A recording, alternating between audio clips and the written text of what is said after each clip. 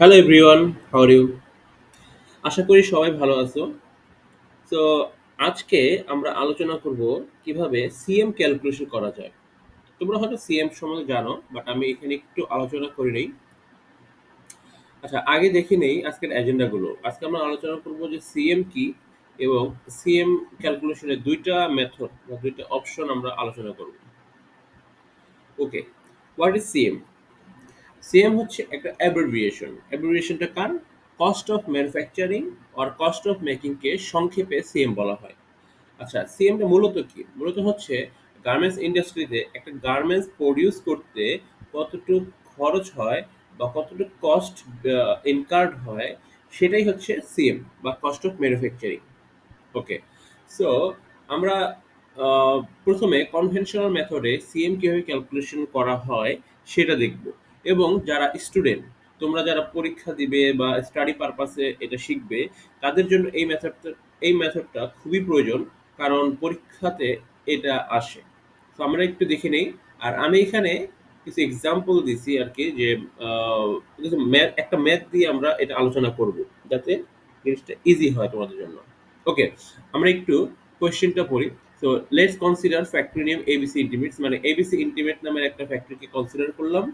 এবং আমাদের একটা অর্ডার আছে যেটার কোয়ান্টিটি হচ্ছে 5000 ইউনিটস। আর প্রোডাক্টটা হচ্ছে পুশ আপ ব্রা। ওকে, তো আমরা ধরে নেই ফ্যাক্টরির মান্থলি এক্সপেন্ডিচার বা খরচ হচ্ছে 60 লাখ বিডিটি। ওকে, অ্যান্ড ওই ফ্যাক্টরির টোটাল রানিং মেশিন আছে 100। আর আমি যে পুশ আপ ব্রাটা নিয়ে কাজ করব, সেটার লেআউটের জন্য আমার টোটাল মেশিন লাগে 22টা বা 22। আর ওই ফ্যাক্টরিটার রেগুলার ওয়ার্কিং আওয়ার হচ্ছে 10 আওয়ার্স। এটা 8 আওয়ার্স বা 10 আওয়ার্স হয়, ফ্যাক্টরি টু ফ্যাক্টরি ভেরি করে। আর আমার এই push up Brar hourly productivity হবে 70 পিসেস পার আওয়ার। এটা আমরা আই থেকে নিয়ে নিব।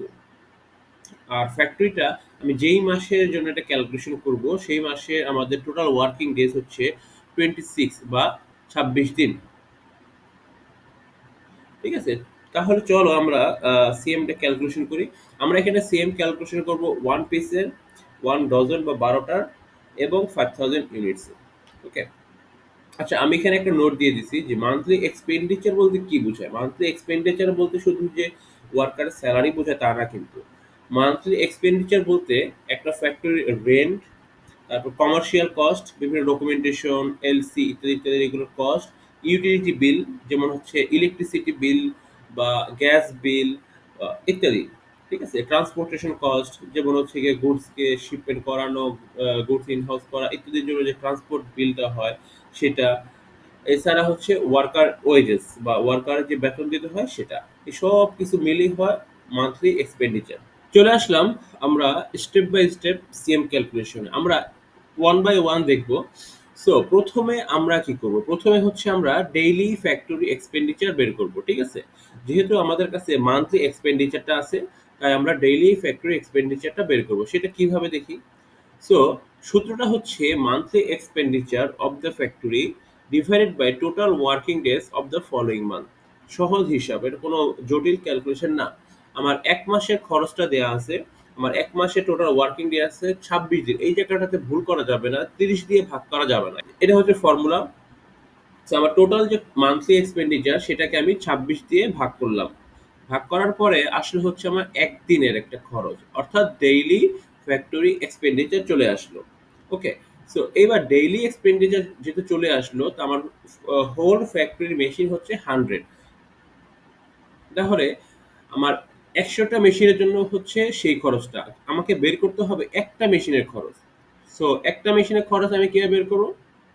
আমার daily factory expenditure divided by total running machine.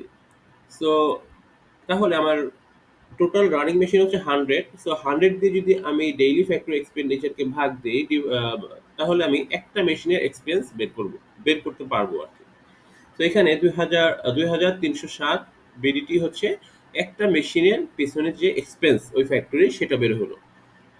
ওকে, এরপরের স্টেপটা হচ্ছে আমি যেই ব্রাটা নিয়ে কাজ করতেছি, সেই ব্রাটার জন্য টোটাল কয়টা মেশিন দরকার ছিল? 22টা। সো আমার একদিনের এক মেশিনের খরচ হচ্ছে 2360.69 বিডিটি।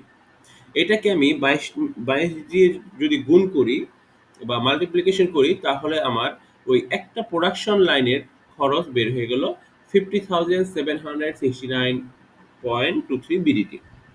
এটা হচ্ছে একটা প্রোডাকশন লাইনের খরচ। ওকে, এবার একটা প্রোডাকশন লাইনে আসলে আমার কত পিস গুডস হচ্ছে দেখি। আমার আওয়ারলি প্রোডাক্টিভিটি ছিল হচ্ছে 70 পিস, মানে 1 ঘন্টায় 70 পিস প্রোডাকশন হবে। ওকে, আর আমার হচ্ছে একদিনে কত ঘন্টা ফ্যাক্টরি চলে? 10 ঘন্টা। তো সেই 10 ঘন্টা দিয়ে আমি যখন 70 পিসকে মাল্টিপ্লিকেশন করলাম, তাহলে আমার একদিনের একটা প্রোডাকশন চলে আসলো। আমি 70 পিসকে 10 দিয়ে মাল্টিপ্লিকেশন করলে আমার চলে আসলো 700 পিস। এটা হচ্ছে আমার একদিনের প্রোডাকশন বা ওয়ান ডে প্রোডাকশন। প্রোডাকশন বা আউটপুট আমি যেটাই বলতে পারি, ঠিক আছে? এখানে প্রোডাকশন অর আউটপুট, এটা কিন্তু ডিভাইডেড না। ওকে, ফাইন। এরপরে কি করব? এরপরে আমার যেহেতু 700 পিসের জন্য আমার একদিনের কস্ট আমি পেয়ে গেলাম, আমার কাছে চলে আসছে। এবার আসবে হচ্ছে কি আমার এক পিসের কস্ট কিভাবে বের করবো। এক পিসের কস্ট, এই যে আমার একটা লেআউটের কস্ট আমি অলরেডি পাইছিলাম, যেটা হচ্ছে 50,000। ওকে, আর একদিন আমার প্রোডাক্টিভিটি কত ছিল? 700 পিস। ওকে, সো 50,000 যা ছিল, 50,769 ছিল হচ্ছে আমার একটা মেশিন লেআউট বা 22টা মেশিনের খরচ বা কস্ট। ওকে, আর একদিনে আমার আউটপুট হবে 700 পিসেস। এটা দিয়ে যদি ভাগ দিই, তো আমার এক পিসের কস্ট কত আসলো? 72.52 বিডিটি। তো এটা হচ্ছে এক পিস ব্রার কস্ট। ক্লিয়ার হয়ে গেল কিন্তু আমার সিএম। ওকে, এবার আমি এখানে আমার প্রফিট যদি অ্যাড করি, 10% প্রফিট যদি আমি অ্যাড করি, তাহলে আমার কস্টটা আসতেছে হচ্ছে 79.78 বিডিটি। তো এটি আমার হচ্ছে অ্যাকচুয়াল সিএম। কিন্তু আমরা যখন গার্মেন্টস ইন্ডাস্ট্রিতে কাজ করব, আমরা হচ্ছে ডলারে ইউজ করি, আর কারেন্সিটা ডলার ইউজ করি, বিডিটিতে না। সো আমি এটাকে এখনকার যে রেট 118 টাকা, $1 118 টাকা ধরে আমি এটাকে ভাগ করলাম। ভাগ করার পরে আমার সিএমটা দাঁড়ালো 67 cent. 67 cent per piece. Clear? তাহলে কিন্তু আমাদের সিএম ক্যালকুলেশন শেষ। ওকে, সো এখন আমি যদি 12 পিস বা 1 ডজনের জন্য বের করতে চাই, ভেরি সিম্পল, 12 দিয়ে গুণ করে দিব আমার এক পিসের কস্টকে, 79.7278 মাল্টিপ্লাইড বাই 12। তাহলে আমার 1 ডজনের কস্ট চলে আসলো 957.36 বিডিটি। আর ডলারে আসলে $8.11। Okay, so 1 dozen, fine, 1 dozen bra CM is $8.11। Okay, এবার আমি যদি 5000 পিসের বের করতে চাই, সেম ভাবে মাল্টিপ্লিকেশন করবো 5000 দিয়ে। এখন আমরা যেটা দেখলাম স্টেপ বাই স্টেপ এটা ক্যালকুলেশন, তোমরা পরীক্ষা হলে স্টেপ বাই স্টেপ এভাবে করলেও করতে পারো, অথবা যদি তোমরা ডিরেক্ট ফর্মুলার মাধ্যমে করতে চাও তাহলেও করতে পারো। সো এটা হচ্ছে আমাদের ডিরেক্ট ফর্মুলা। ফর্মুলাটা আমি একটু একটু বুঝি। আমরা একটু আগে যেভাবে করলাম, প্রথমে কি দেওয়া আছে? প্রথমে দেখো monthly expenditure of the factory, এটা দেওয়া আছে। আমরা প্রথমে করছিলাম কি, মান্থলি এক্সপেন্ডিচারকে টোটাল ওয়ার্কিং ডে দ্বারা ভাগ করছিলাম। এই যে the total working days of the following month, এটা দ্বারা ভাগ ভাগ করা হয়েছিল একদিনে খরচটা আনার জন্য। সো সেটা এখানে চলে আসলো। ফাইন। এরপরে আমরা করছিলাম একটা মেশিনের কস্ট কত সেটা বের করার জন্য। তো সেটার জন্য টোটাল রানিং মেশিন দিয়ে ভাগ করলাম। ওকে, করার পরে আমরা করছিলাম হচ্ছে যে আমার ওই একটা ব্রার জন্য কয়টা মেশিন লাগে সেটা দিয়ে গুণ দিয়েছিলাম, মাল্টিপ্লিকেশন করেছিলাম। সো এই number of machine required to complete the layer for following bra, done. এরপরে আমরা ভাগ করছিলাম কি দিয়ে? আমরা হচ্ছে ডেইলি আউটপুট দিয়ে ভাগ করেছিলাম। তো ডেইলি আউটপুটের জন্য আমরা এখান থেকে hourly productivity into daily working hour, এইটাকে এখানে গুণ দিয়ে তারপরে ভাগ দিতে হবে আর কি, ঠিক আছে? তো এই হচ্ছে ফর্মুলা। আমি যেটা স্টেপ বাই স্টেপ এতক্ষণ দেখাইলাম, সেটাকে একত্র করলে এই ফর্মুলাটা আসে। এবং এই ফর্মুলাতে যদি তোমরা ঠিকঠাক মতো ভ্যালুগুলো বসাও, বসানোর পরে ক্যালকুলেশন করে ঠিক সেম 67 সেন্ট চলে আসবে। তো আমি আর এগুলো স্টেপ বাই স্টেপ দেখাচ্ছি না, তোমরা একটু নিজেরা দেখে নাও। তো প্রথমে ফিগারগুলো বসাইছি, এখানে হচ্ছে 60 lakh multiplied by 22 divided by 26 multiplied by 100, total number of machine, 70 হচ্ছে আওয়ারলি প্রোডাক্টিভিটি, 10 হচ্ছে ওয়ার্কিং আওয়ার, ডান। এরপরে তোমরা ক্যালকুলেটর থেকে 72.52 বিডিটি পেয়ে গেলাম। 10% প্রফিট অ্যাড করার পরে আসলো 79.78 বিডিটি। এরপর এটাকে ডলারে কনভার্ট করলে হবে 0.67 বা 67 সেন্ট। ডান, আমাদের সিএম ক্যালকুলেশন শেষ। এটা হচ্ছে কনভেনশনাল মেথড। বাট আমরা আমরা প্রফেশনাল লাইফে এই মেথডে আসলে করি না। আমরা এসএমভি এবং সিপিএম দিয়ে করি। তাহলে আমরা সেই মেথডটা একটু দেখে আসি। আচ্ছা, প্রথমে আমরা দেখব ফর্মুলাটা কি। ঠিক আছে, ফর্মুলাটা হচ্ছে CM or cost of manufacturing is equal to SMV of the garments অথবা SAM SAM of the garments. So SMV এবং এসএম সেম জিনিস, দুটো terminology, multiplied by cost per minute of the factory বা সিপিএম, মানে একটা ফ্যাক্টরির প্রতি মিনিটের খরচ কত, that's it, divided by production line efficiency percentage. Okay, এটা হচ্ছে ফর্মুলা। যদি তোমরা পারো এক জায়গায় একটু লিখে রাখো, কারণ পরবর্তীতে আমরা এই ভ্যালুগুলো বসাবো। ডান। এখন আমরা এই তিনটা এসএমভি, সিপিএম এবং এফিসিয়েন্সি কি এক নজরে দেখে আসি। যদিও আমার এর আগের যে গার্মেন্টস কস্টিং ভিডিওটা ছিল সেখানে এগুলো দেওয়া ছিল, সেম জিনিস জাস্ট কপি পেস্ট করে আমি নিয়ে আসছি এখানে। ওকে, সো এসএমভি যারা নতুন তাদের জন্য এসএমভি বা এসএমটি কি। SMV stands for standard minute value. Okay, which indicates the standard time allows to complete a product or garment। তার মানে হচ্ছে একটা গার্মেন্টস তৈরি করার জন্য কত মিনিট দরকার, সেটাই হচ্ছে আমার এসএমভি। এসএমভি কে স্ট্যান্ডার্ড অ্যালোকেটেড মিনিটও বলা হয় বা এসএমও বলা হয়। Okay, so standard minute value is equal to আমার বেসিক টাইম। বেসিক টাইম বলতে হচ্ছে একটা গার্মেন্টস যে শিলানোর জন্য বা কাটিং এবং স্টিচিং এর জন্য যে সময়টা প্রয়োজন সেই সময়। এবং এটাকে অনেক সময় বান্ডেল করতে হয় না, কেটে এটাকে বান্ডেল করলাম, বান্ডেলটা খুললাম, এটা একটা অ্যালাউন্স। তো সেই বান্ডেল অ্যালাউন্স থাকবে। এরপরে মেশিন অ্যালাউন্স। মেশিন অ্যালাউন্স বলতে কি, যে মেশিনটাকে চালু করা, মেশিনে মেশিনে হচ্ছে কিছু অয়েল করতে হয়, একটু পর পর অয়েল দিতে হয়, ঠিক আছে সেটা। বা এছাড়াও যদি মেশিনে হঠাৎ স্টপ হয়ে গেছে বা স্টার্ট করতে হচ্ছে বা কোনো প্রবলেম হচ্ছে, সেটা সেই অ্যালাউন্সটা। এছাড়া বিভিন্ন পার্সোনাল ফ্যাটিক অ্যালাউন্স বলতে কি, যেমন সবাই কিন্তু রোবটের মতো কিন্তু একই সময় কাজ করতে পারবে না। কেউ হয়তো একটু আড়মোড়া দিল, কেউ হয়তো একটু ওয়াশরুমে গেল, কেউ হয়তো একটু টায়ার্ড, ঠিক আছে। এই সব কিছু কারণে কিন্তু আমার কিছু অ্যালাউন্স ধরতে হবে। এই সব কিছু মিলিয়ে আসবে আমার এসএমভি।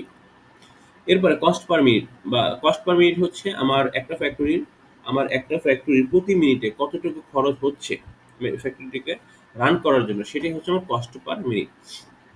সেটা কিভাবে ক্যালকুলেশন করতে হয়, সেটা করতে হয় আমার ফুল ফ্যাক্টরির ফুল মান্থের অর্থাৎ 26 দিনের টোটাল কস্টটা নিতে হবে। এখানে ফিক্সড কস্ট থাকবে, ভ্যারিয়েবল কস্ট থাকবে। নেওয়ার পরে এটাকে ভাগ করতে হবে যে টোটাল অ্যাভেলেবল মিনিট কত, 26 দিনে টোটাল মিনিট কত, সেটা দিয়ে আমি ডিভাইড করে দেবো। ডিভাইড করার পরে আসবে আমার সিপিএম।